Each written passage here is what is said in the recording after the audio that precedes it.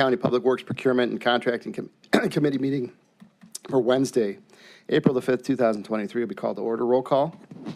Good morning, everyone. As a reminder to all in attendance, this meeting is being recorded and live streamed on the county's YouTube page. It is now 10:05 a.m. Calling the roll. Mr. Tuma? Here. Mr. Miller? Here. Ms. Conwell? Ms. Conwell is absent. Ms. Turner? Here. Mr. Sweeney? Present. You have a quorum. All right. And is there any public comment this morning? No public comment was submitted. And can I have the approval of minutes from the March 22nd, 2023 meeting? I so move. Second. We have a motion and second to approve the minutes of the prior meeting. All those in favor say aye. Aye. Opposed, nay. Ayes have it. And Madam Clerk, if I could have the first matter referred to committee this morning, I'd appreciate that.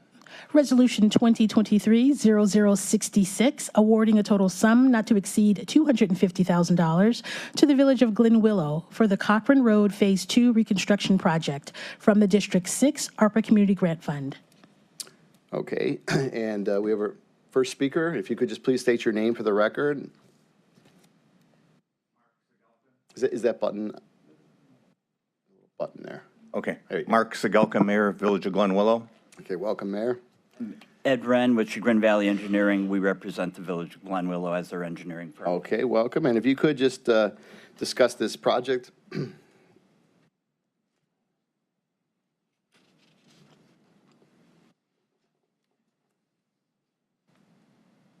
Okay, this is our Cochran Road Phase 2 project. It's reconstructing about a quarter of a mile on Cochran Road from Pettibone to the railroad tracks.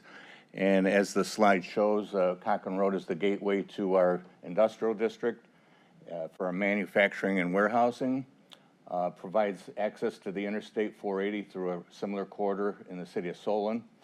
There's approximately 15,000 vehicles per day traveling on that road. And it also has the Greater Cleveland RTA as a Route 41F that goes and ends in Glen Willow to provide transportation for the riders. So that's a brief description of the project. Okay, and what's the total cost on this project? 1.4 million. 1.4 million, and this is a $250,000. Correct. ARPA request. What's the estimated start date and finish date? We hope to have it started in the spring of next year and finish, by summertime. Okay. Is the road going to be closed during this time, or is it going to be partially closed? Or? No, when we did Phase 1, we kept the road open on 2 lanes. They did 2 lanes at a time. Right. Okay. I'll open the floor to my colleagues. Any questions? Okay, Mr. Sweeney. Hello, Mayor. Nice seeing you. Just how long this has been in the works? It's probably been in the works for, 3 years or so, trying to, get funding. But we did Phase 1, which was another $1.5 million dollar project that we received funding from the county and other sources to do that, along with our own funding. Perfect. And that's just the partnerships that are Right. makes our county and our regions strengthened. As we're very thankful for the county's participation and the road maintenance and help with that, as well as the ARPA money that's going to be used to offset that $1.4 million cost. So Perfect. And just one last, just when projects come, are sidewalks? I didn't see the. there are sidewalks currently on Cochran Road. So I'm sorry, I don't have an intimate understanding of the road, but they're in good enough shape. They don't need to be replaced. yeah, they're fine. They're great shape. Perfect, because sometimes sidewalks just enhance the foot traffic. Sure. Thank you very much, Mr. Chairman. Okay. Any other questions from my colleagues? Okay. Seeing that, how is the rest of the project being funded? Through village funds and possibly OPWC money, if we're successful with that. Okay. With no other questions, we'll move this on. I'll make a motion to move this on for second reading, and we're doing all ARPA on 3 readings, just so there's public discourse on it, okay? Second. So we have a motion, a second, to move R 2023-0066 on for second reading. All in favor say aye. Aye. Opposed, nay? And the ayes have it. All right, Thank good you luck for to your you. consideration. All right, absolutely. Madam Clerk, if we could have the second piece of legislation read. Resolution 2023-0068, awarding a total sum not to exceed $250,000 to the Village of Oakwood for the Fair Oaks Road Rehabilitation Project from the District 6 ARPA Community Grant Fund. Okay, and if you could just please state your name for the record. Gary Gottschalk, Mayor of the Village of Oakwood. I'm Ed Wren, I'm the village engineer for the Village of Oakwood. Okay, and if you could just give a brief description as to what this project entails? Before we get Ed going on this, it's important to have this renovation because you have companies, Interstate McBee, it will be locating and operating at the beginning of September. You have Linear Logistics, a food distributor. You have Ohio Cat, which is, they just are going to expand $4 million right next to the Schumann where it exploded. You have the fulfillment center for Kroger starting next year. And additionally, you're going to have turning west off of Oak Leaf, you're going to be getting where the Ford in Walton Hills, where Ford is being redone over there. So you're going to have a lot of traffic that affects and will help Cuyahoga County. Okay, appreciate that. You want to continue then? Thank you very much. So this section of Oak Leaf Road is a marginal road to Interstate 271, 480. It provides access to both Forbes and Broadway and links it with Alexander Road, as the mayor indicated, which is a major industrial and commercial corridor. The limits of the project are shown on the screen, and this is designated as Phase 1, and this is actually, the limits are from the entrance ramp to Interstate 271 southbound. Everything to the north of there is a limited access portion, which is the responsibility of ODOT. And then we are taking this to Oak Leaf Oval, which is an little industrial park. There is about another 700 to 800 feet to the south, which will be Phase 2, and we'll be doing that in the future. And we're considering adding additional lanes at that point because of all of the development that's occurring. As the mayor indicated, there are several new developments that immediately abut Oak Leaf. There's 2 or 3 of them that actually have access onto Oak Leaf. The road itself is about 40 years old. It's the original concrete pavement. The work that we're proposing is it will be joint and slab repair as required, and then an asphalt overlay. The total length is about 0.63 miles. The majority of it is a 16-foot wide one-way direction lane, and that's from the entrance ramp to 271 South to the new Interstate McBee facility. Then there's a small section that's two-way traffic, and that actually serves traffic from both Alexander Road and from Broadway. Again, we're requesting $250,000. The total project cost for this section is estimated to be $660,000.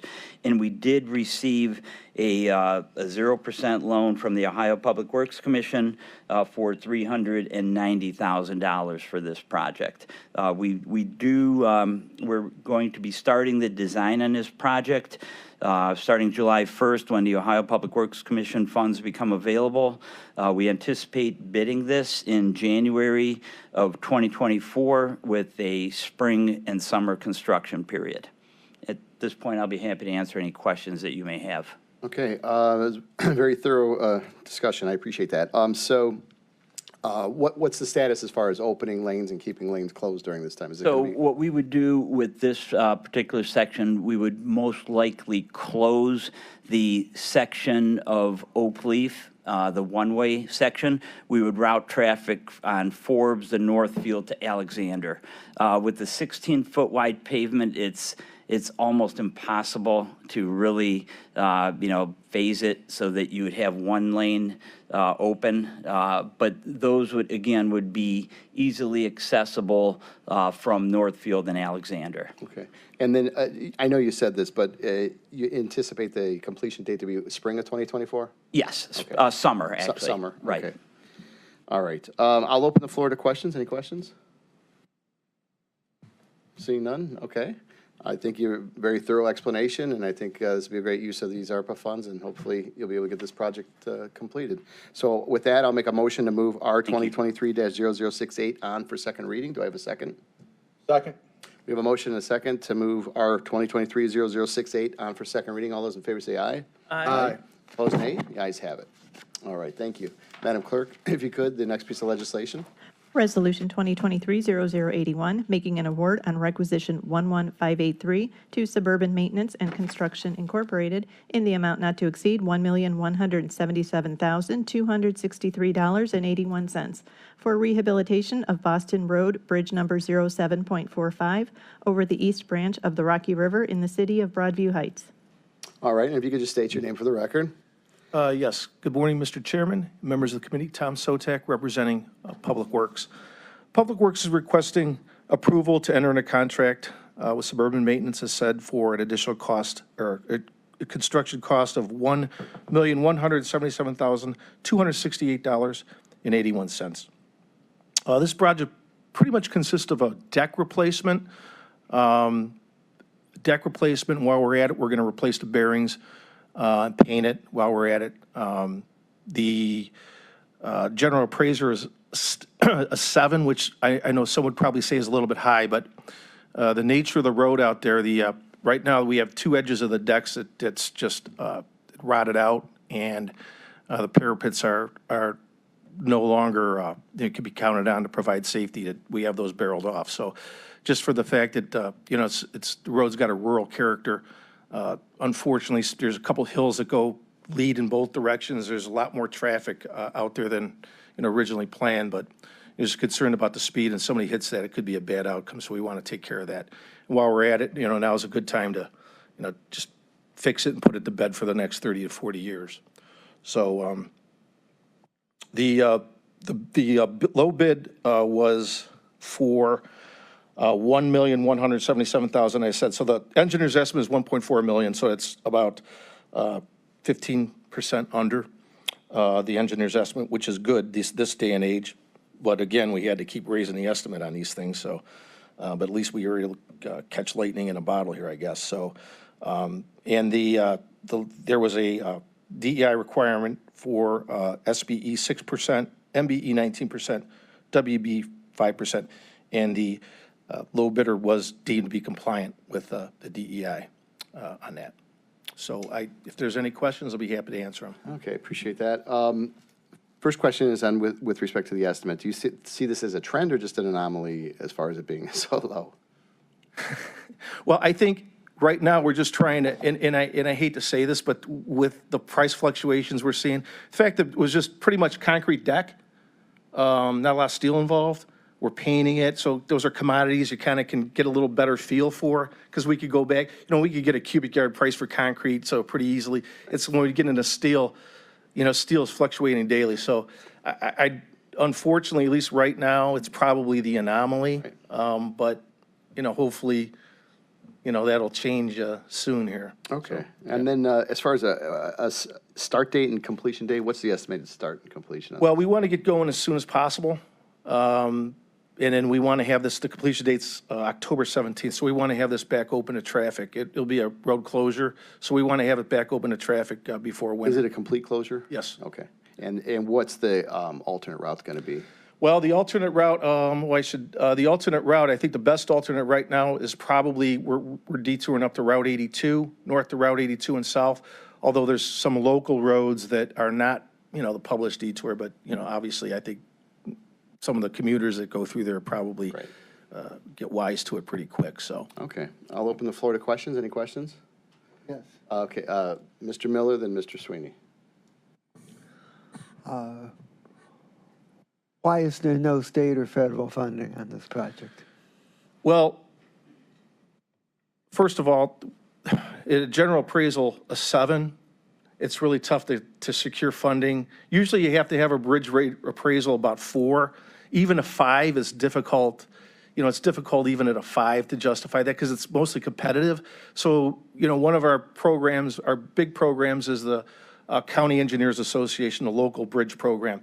But, it's competitive and the scores are based on one of the scorings, what condition the bridge is in. So, if sometimes you got to have a bridge that's really in bad shape to get money for that. So it's very competitive. So, and again, this was a safety issue.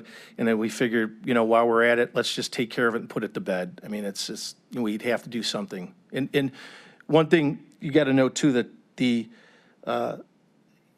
general appraisal it's a 7, but it's the deck it's a 4, but the deck is not part of the overall general appraisal. So sometimes it's deceptive when you look at that. People say, well, it's a 1 to 10, or it's very deceptive that way. You got to be, sometimes you got to look into the details. But to answer your question, that's why. So. Okay, Mr. Sweeney? Thank you, Mr. Chairman. Just, the structure's good underneath? Yes. And Yes. You're just going to paint it? Right. And just through the chair, the jurisdiction or the decision on the detour, is that yours?